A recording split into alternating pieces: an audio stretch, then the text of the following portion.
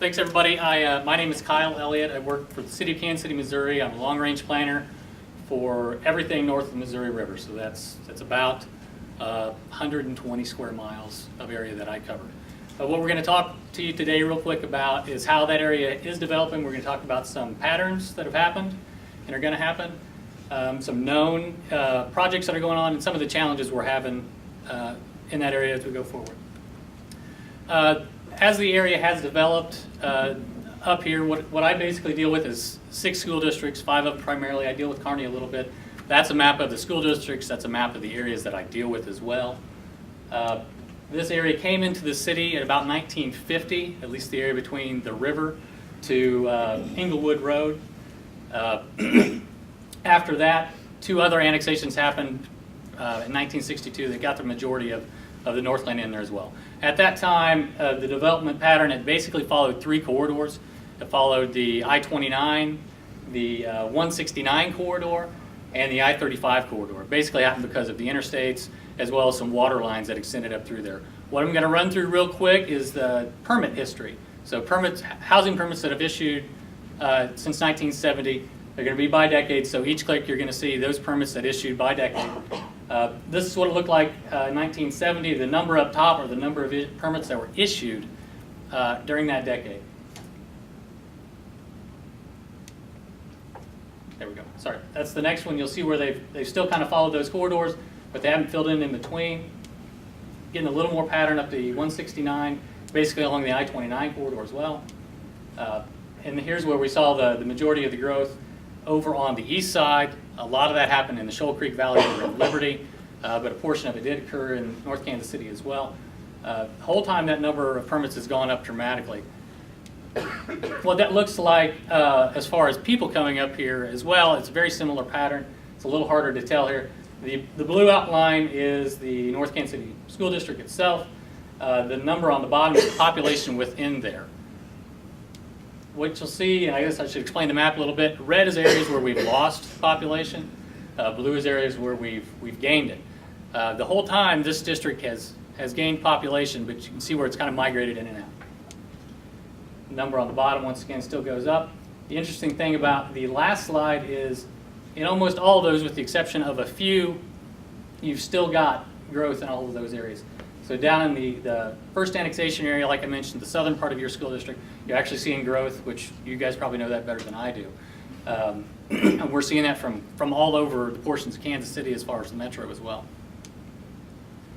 The largest population growth in that area were actually the ones in the Shoal Creek Valley, just outside the Liberty School District, but those 2 areas, or those 3 zones did actually have a portion of it in Liberty School, or sorry, Kansas City School District as well, Kansas City or North Kansas City School District as well. Some of the known things that we know that's going on that's going to impact the Park Hill School District, the Platte County School District, and North Kansas School District is the sewering of First and Second Creek watersheds. Where that looks like right now is that's a map of the city. First and Second Creek are basically in between US 169, I-435 on the north, I-29 on the west, and 152 on the bottom. That's 2 portions of the metro or Kansas City North that aren't sewered at this point. What that means short term is that about 12,000 acres is going to come into potential for development. Doesn't necessarily mean that all those are going to develop right now. It just means that's when it's likely to occur. They're going to be sewered between now and 2014, so within about a year. That won't improve the roads and things like that. So there's other things that need to happen before we get building permits and stuff in there. Area-wise, what that means is it's about 22.5 square miles. To put that in relative numbers that people would understand, that's about twice the size of Gladstone.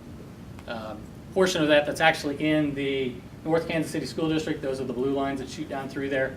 Is about 3.5 square miles, 3 square miles. So it's pretty significant, not as significant as it would be for some of the other districts involved.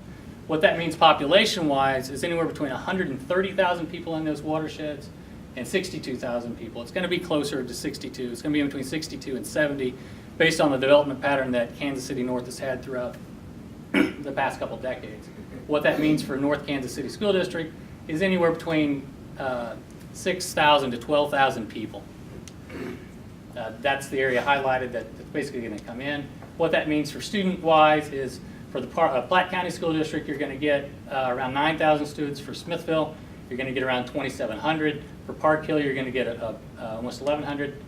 And then for North Kansas City, you're going to get around 1,400 students in there, potentially in that area. I have to give Hollis and Miller credit for those numbers. I lifted that from one of their presentations. Altogether in those watersheds, when they develop, and once again, I got to stress, this isn't anything that's going to occur, in the next 20 years, next 5 years to full build out. It'll gradually come in there. What this slide shows is where we actually have within those watersheds over 1,500 units that could be issued at any point. So these are approved lots that could go in. So when you're looking for where development's potentially going to occur, that could happen at any point. They could come into my office and issue a permit and go. The gray areas are actually portions of the city that already have plats on it. So when you look at the open areas in between there, those are sections that don't have any permitted lots or platted lots on there. Part of that reason is because of this. This is the city's arterial street network. What it basically shows, and I know there's a lot going on there, red is bad, blue is good, dotted red is the worst possible situation. The blue means there's an improved street there. Solid red means there's a street there, but it's not the city standard to handle our capacity. And a dotted street means it's just a line on a map. What the green shows you are active projects that are coming on through there. So where you're going to see some development is along the line up top is 112th Street. So eventually you're going to have a road all the way from 104th, 112th across. One of those is the project that the school district assisted on with 108th Street. The other issue that you're going to have in here that you're going to have to deal with is the incomplete watershed in East Fork as well. So not only do you have the arterial street network, but you also have challenges with sewering that to get more issues with that.